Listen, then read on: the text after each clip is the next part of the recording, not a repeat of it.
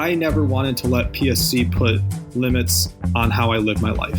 Hello, my name is Niall McKay and welcome to Living With PSC, a podcast about the rare disease of primary sclerosing cholangitis.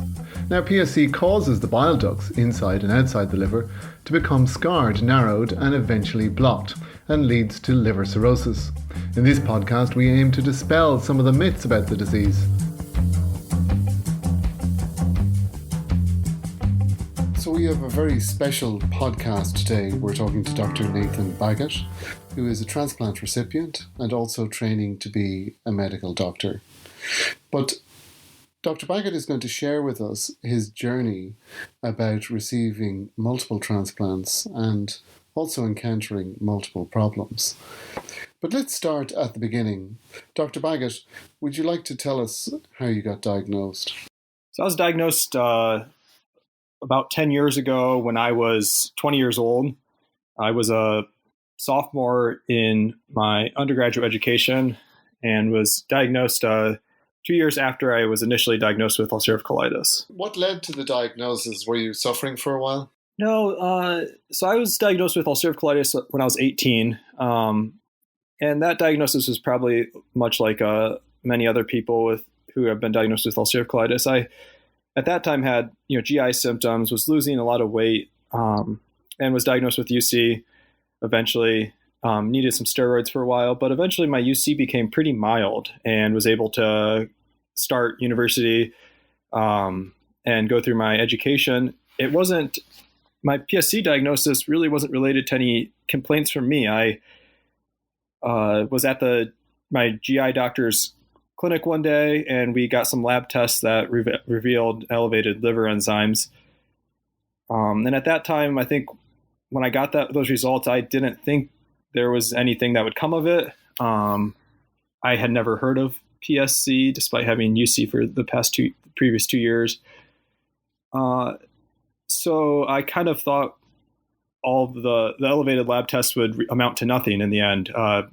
But that led to a couple months of additional lab work, and then I think a CT scan and a MRCP that eventually led to the diagnosis of ulcerative colitis, primary sclerosing cholangitis.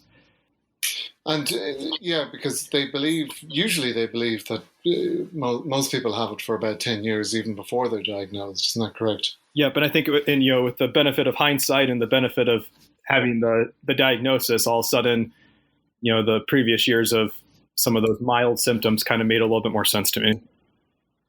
I understand. And do you want to tell us your journey since then? So after my diagnosis, I think I had, that moment of panic. I was 20 years old, and when I was diagnosed, my doctor at that time at a smaller medical center told me that he really thought I was going to need a transplant pretty quickly.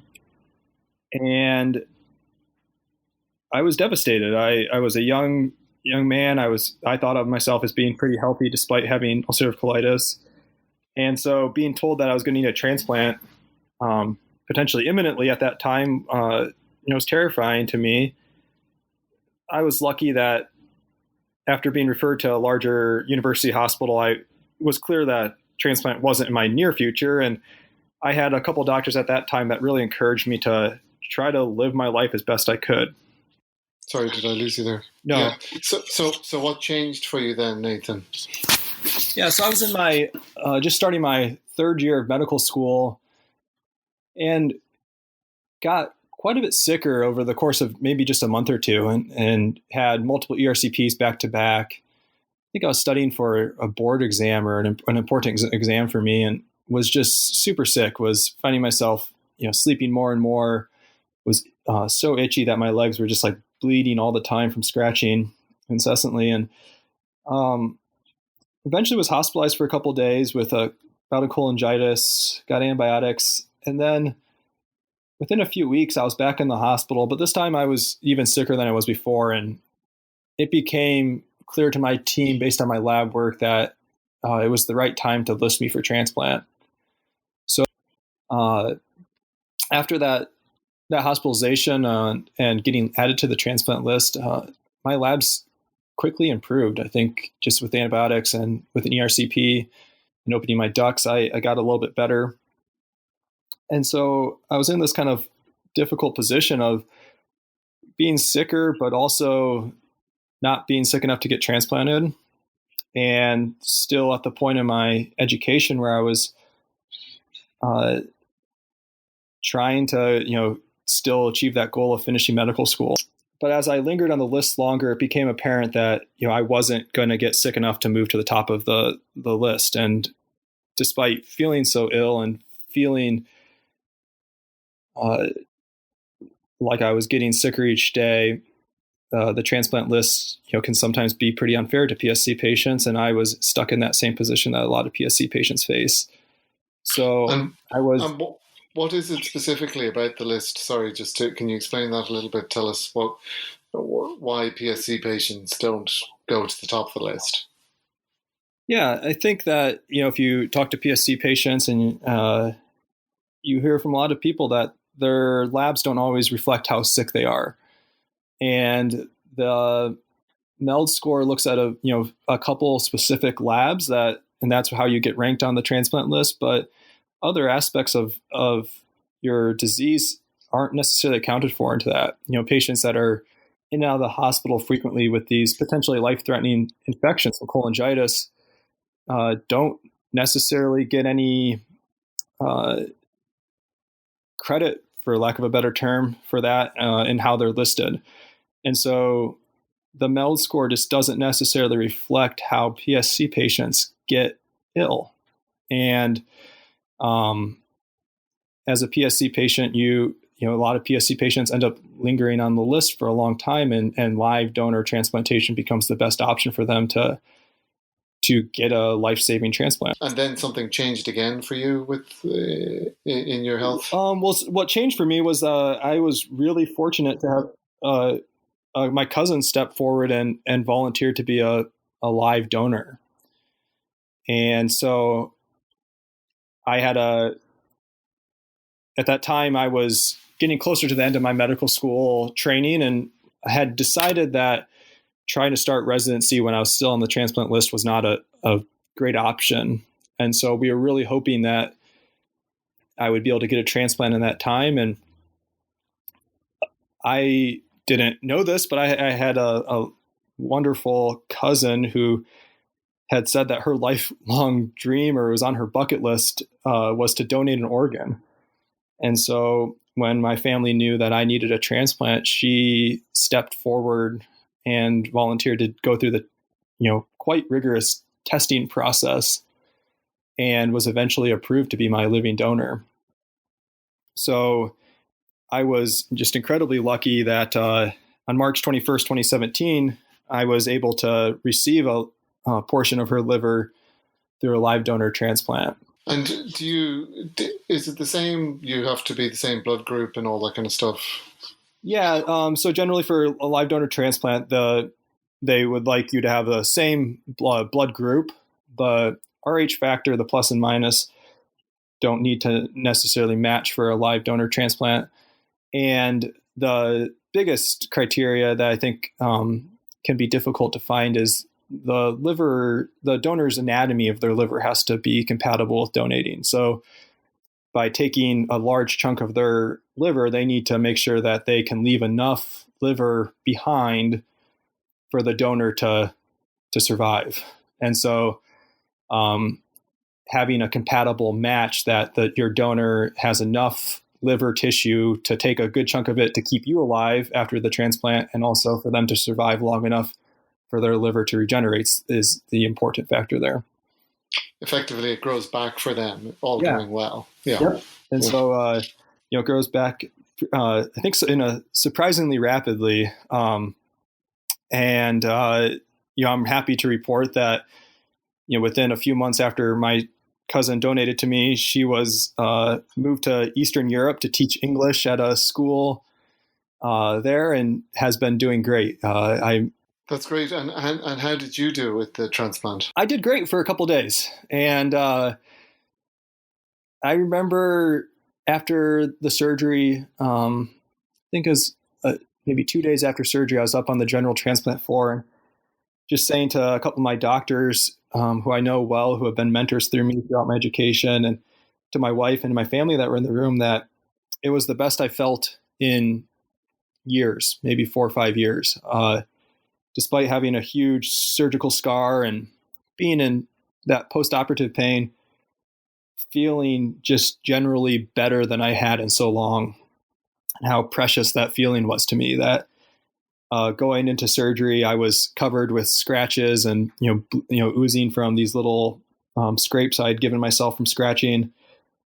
And immediately after waking up from surgery, I wasn't itchy anymore. Within a couple of days, I wasn't jaundiced anymore. And that was just such a privilege. Unfortunately for me, on postoperative day number 5, after my live donor transplant, I had a blood clot in my hepatic artery, which is the main blood supply to the liver tissue. And that's what I usually describe as the most severe complication of liver transplantation. And unfortunately, it's slightly more common in live donor transplant because of how the size of the vessels that they're sewing together. So on a Sunday morning, I woke up in the hospital with my lab values being elevated, was taken down to the ultrasound suite emergently. And I have enough experience looking at ultrasounds that I knew that there should have been blood flow in that artery. And it was clear from the ultrasound that there wasn't. So immediately on a Sunday morning, I was rushed back to the operating room, and a team of surgeons attempted to remove the clot that had formed in that artery to restore blood supply to my liver. And that surgery was successful, thankfully. But it led to 3 or 4 months of me getting steadily sicker and sicker. That liver just took a really big hit from that clot and that lack of blood supply for whatever amount of time that was. And despite, trying to do everything we could to keep that liver healthy, it became apparent by the summer that that liver wasn't going to, my cousin's liver that she had donated to me just wasn't going to survive. And so I was added back to the transplant list in June. So about 3 months after my first transplant. So basically that liver was beginning to fail because of the through cirrhosis or just liver failure, or what? So yeah, I mean the liver tissue, just without having oxygen delivered through blood there, takes a big hit. The cells start to die off in the liver there, and the most sensitive part of the liver to not having that blood supply is the bile ducts. So unfortunately, having my initial transplant due to a biliary disease, I then had a transplant complication that led to additional biliary complications post-transplant. So that led to me having multiple drains placed in the liver, additional weeks and months in the hospital that spring as I got sicker. I think I kept losing weight over that time. So I think I dropped down to like 108 pounds. And so I'm 6'1". So I was quite skinny. Eventually had to be on TPN to try to keep my nutrition up. But that whole time I was just getting sicker and sicker. And it became really apparent that despite everything we were doing, there was nothing we could do to bring that liver back from as sick as it had become. Did you have another liver transplant after that? Yeah. So I did. I consider myself to be just an incredibly lucky guy. Not only did I have this, perfectly healthy, wonderful gift of a liver from my cousin, on July 17th, 2017, I was able to, received the call and got a second liver transplant. And so I woke up actually on my birthday, is July 18th. So I woke up from that surgery with what I would consider probably the best birthday gift I will ever get in my life, which was this perfect new organ and the, hopes and possibility of a, return to good health and, return to some normalcy for my wife and I.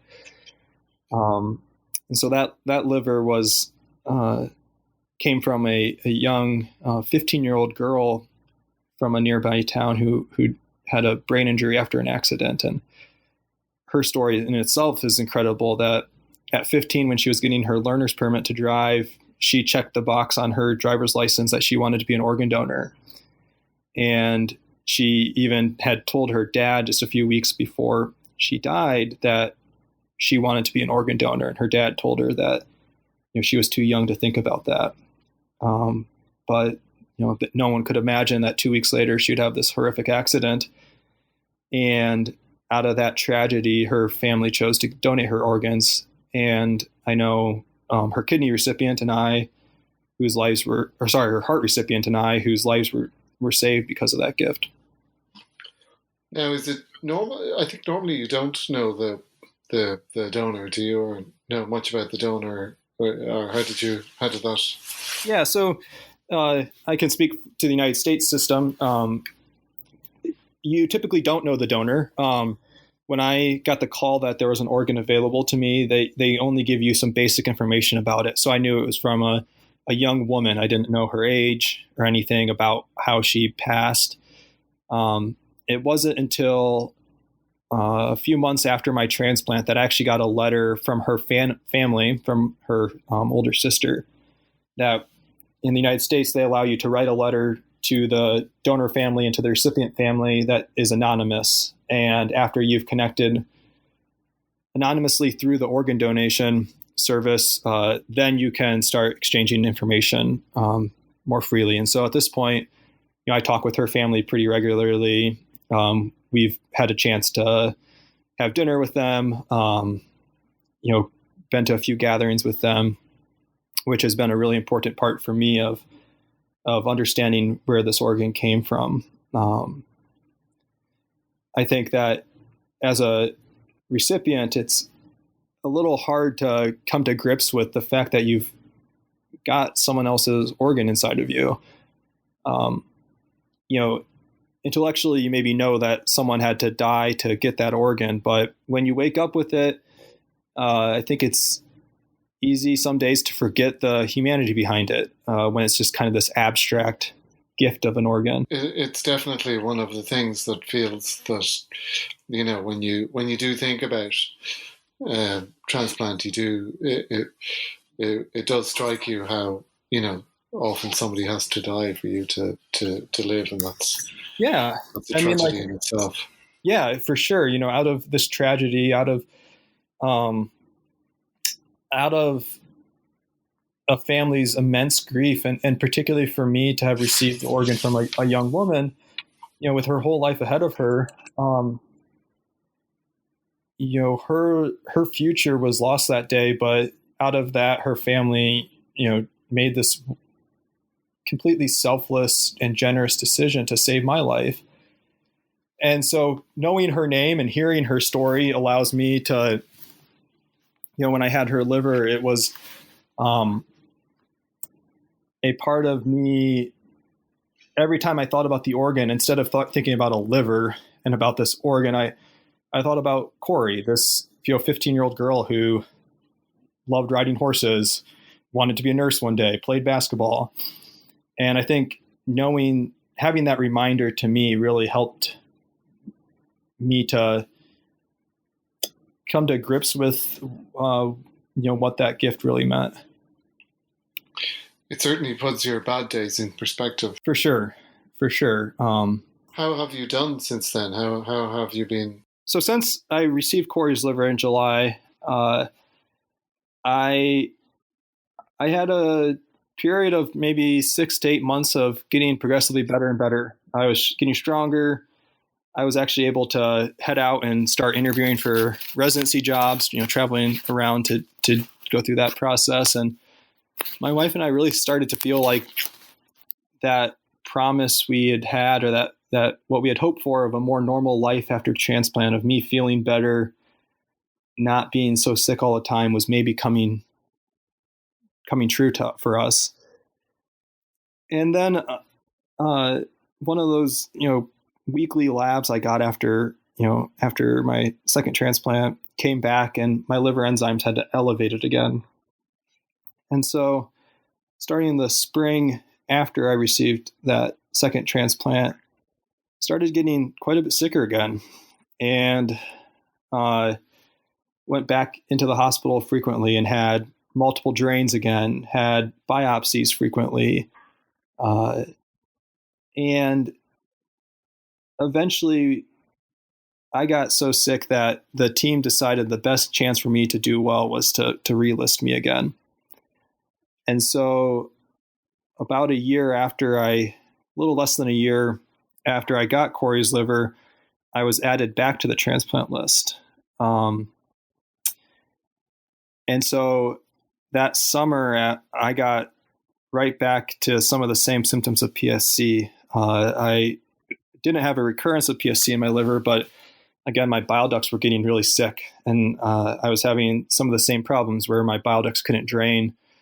So I was getting yellow, I was getting itchy. So later that summer in September, I was back in the hospital, and while I was sitting in the hospital with my wife next to me, we got a phone call that they had an organ for me again. And so on September 5th of 2018, I actually received a third transplant. Oh my God. And that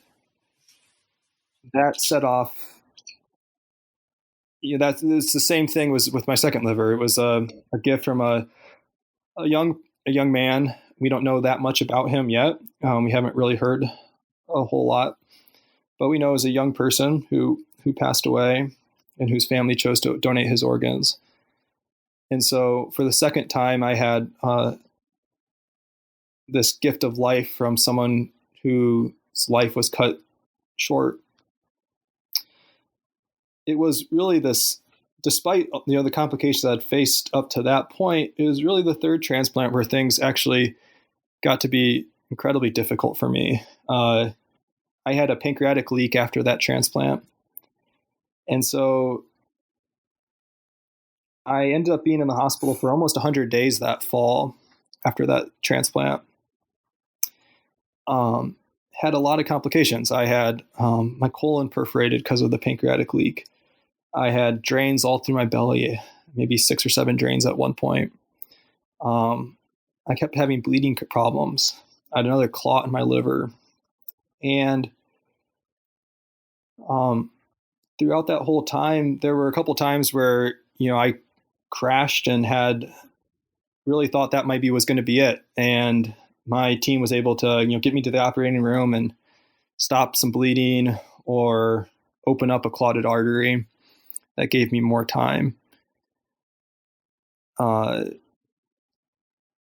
think the thing I want to make sure I highlight is that, my story's not normal. I don't want anyone that's listening to this to hear this and think that this is the norm for transplantation for PSC patients, because it's not. It's not what we were expecting. It's not how transplant goes for most transplant patients. I got unlucky, and I got the worst transplant complications you can get, and I had them a couple times. I think, if anything, I hope that for PSC patients who maybe are suffering complications after a transplant, that hearing this maybe is a reminder that they're not alone going through what they may be going through. I know for me, having nurses tell me that they've had patients go through similar catastrophic complications of a transplant but still get through it really helped me to keep perspective through the process. I think going to transplant, it's I think healthy to expect to have some complications after your surgery. I think everyone that's had a transplant probably has a story of a readmission after their surgery or something. My story is just an extreme outlier of it. And I've been lucky to have gotten through some of these awful complications to still, be here right now. And how are you feeling now? I've been feeling these last few months better than I have in years, especially these last 3 years of going through all these complications.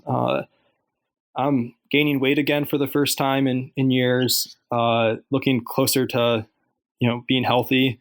I see some of my surgeons at work, and they all comment on how they can barely recognize me at this point. And I'm starting to have some days where I wake up and the first thing I can wake up and the first thing I think about is not that I had a transplant or 3 transplants. I'm having days where it's a little bit easier to forget everything I've gone through, which has just been a blessing. The fact of the matter is that in all those complications I had last year, the blood supply to my liver went down, it clotted off, and after having opened it multiple times, this last time they were not able to open it. So I don't have the normal blood supply going to my liver. And that led my team to really think that I wasn't going to make it past last summer. And we were preparing to say goodbye to my loved ones, to my friends. But for reasons that are difficult to explain medically, I've been doing okay.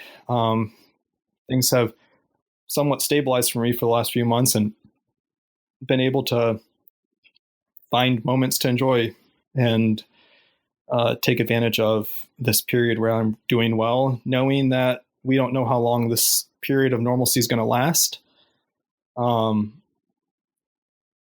We not having a blood supply to this transplanted organ is not great news, but for now, my labs all look great and I've been doing well. Does that mean there's no blood going into it, or that it's just not going in at the rate it should be going in?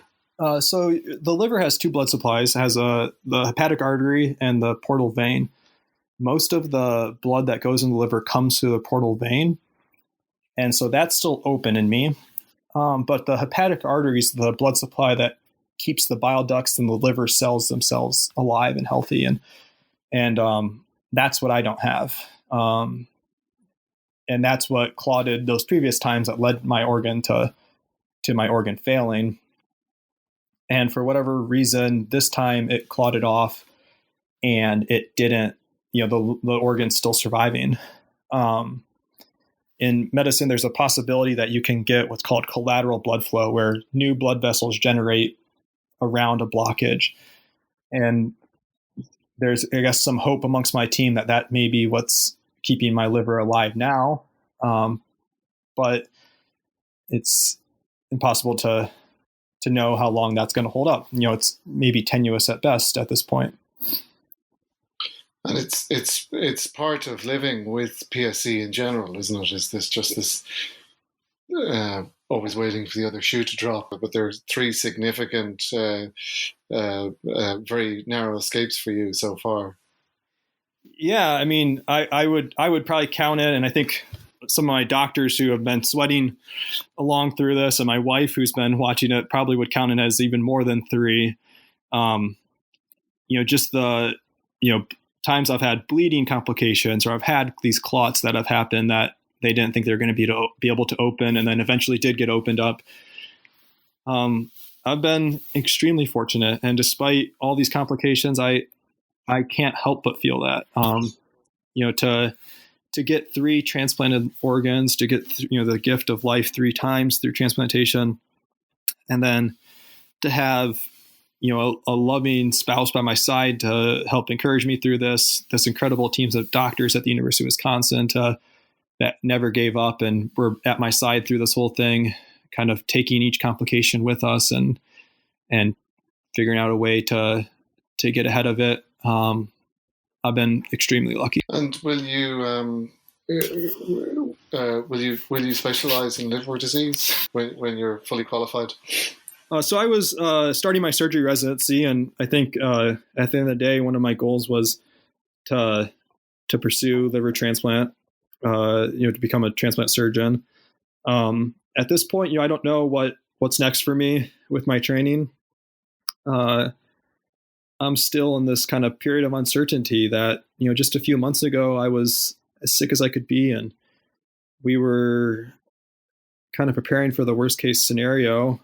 And now I'm in this position where I'm trying to focus on the present, trying to take it day by day, trying to get through more rehab and more recovery. I think every PSC patient, whether they're pre-transplant or post-transplant, lives with a lot of uncertainty. I know when I was initially diagnosed, I immediately recognized that, having this chronic illness changes the trajectory of my life, whether it was going to cut my life short or whether it was going to, lead to serious illness along the way. It seemed like, that diagnosis of PSC was going to be change my life forever. And I didn't know at that time what PSC was going to look like for me. So in the midst of that, what I decided was best for me and what I was capable of doing was to keep living as normal of a life as I could. And then going into transplant led to a lot of uncertainty. We certainly hoped that I was going to have a good, smooth transplant recovery. And unfortunately, that hasn't been the case necessarily. It's been extremely complicated. And now I'm in this kind of uncertain position about how long this period of me feeling relatively okay is going to last. I understand too. I find myself kind of wondering, like, am I doing what's right with this time I've been blessed with? Am I doing justice to the multiple gifts, particularly these gifts from, young people whose lives ended so prematurely?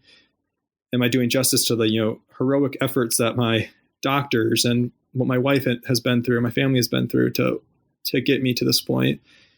And I guess at the end of the day, you part of me just is settled into the fact that, getting up each day, trying to enjoy life as much as I can, being there for those around me, and working as hard as I can to get back to this path I was on beforehand, to live the life I had before transplants is what I need to do. At the end of the day, I didn't get my first transplant, and I certainly didn't, try to get through all these complications to not live my life. And I think everyone that has had a transplant, as they return to their normal life, that's the best thing you can do to do justice to your donors, is to be who you were before transplant. And in doing that, you, I think, honor that life that has been given to you. It's sort of tempting to think that when you do have PSC, is that that a transplant will solve your problems. But as you testify, I mean, even when it goes completely smoothly, there are often many complications. I completely understand that it's tempting to imagine transplants going to solve all the problems of PSC. My wife and I certainly hoped that transplant was going to be this chance to put these days and weeks and months of me feeling so sick that I couldn't leave the house, not sleeping because I was so itchy. We were hoping that transplant was going to be put that behind us, and we were going to live a more normal life as a young married couple. But even when transplant goes really smoothly, it is trading one chronic illness for a new lifetime of, monitoring your labs, being careful about infection, just generally taking care of yourself. And that life can be wonderful, and that life can be so much better than PSC when it's so symptomatic. But I think, being realistic about what transplant means is important to set your expectations for what you're hoping to get out of it. I never wanted to let PSC put limits on how I live my life. Having a chronic illness, having this, awful diagnosis of PSC meant that my life was going to be really different, meant that there were maybe some things I was going to struggle to do. But at the end of the day, like, I wanted to be the one that defined what that was. You certainly are. And where are you at the moment? You're still doing your residency right now? So I am working in a research lab at the University of Wisconsin in the Department of Surgery, and we study how patients and doctors communicate about high-risk surgery. Well, that's an interesting That's an interesting position to be in from where you're coming from.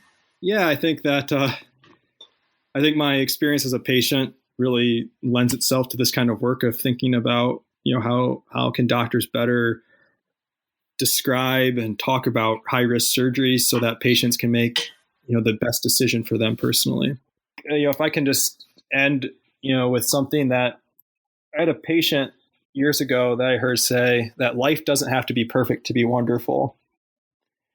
And that has been something that after hearing that in my first or second year of medical school, I've carried with me now through all of this. And despite these complications, despite these, just awful moments of hearing bad news, of facing, really dire prospects, there have been these wonderful moments of joy for my wife and I, for my family, for our friends. And there's something about these extremes of life that maybe PSC sets some of us on to live, that we have these awful, dark moments, these depths of despair, that I think in some ways help those high moments of life, those joyous moments of life, to feel that much better. That, the happiest moments of your life feel that much happier when you know how dark other points have been. Nathan, thank you again, and I wish you a lot of luck. And you couldn't see it here, but I was tearing up regularly at your accounts. So it's been both edifying and emotional to talk to you. So I appreciate that. Thank you. Well, thank you for your time, and thanks for what you're doing with this podcast. I think it's great for PSC patients to hear from others and know that they're not alone through this. Well, I'm afraid that's all the time we have for this week. For more information about PSC and for a list of people and topics we'll be covering in the near future, please go to www.pscpartners.org. That's www.pscpartners.org. PSC Partners is a non-profit organisation dedicated to providing education and support to primary sclerosing cholangitis patients. There is information and resources on the website. There is a conference once a year. There is a private Facebook group that you can also join. Also, please join our patient registry. This is an anonymous database that provides research support to the medical community who are researching this disease. Thank you very much for listening.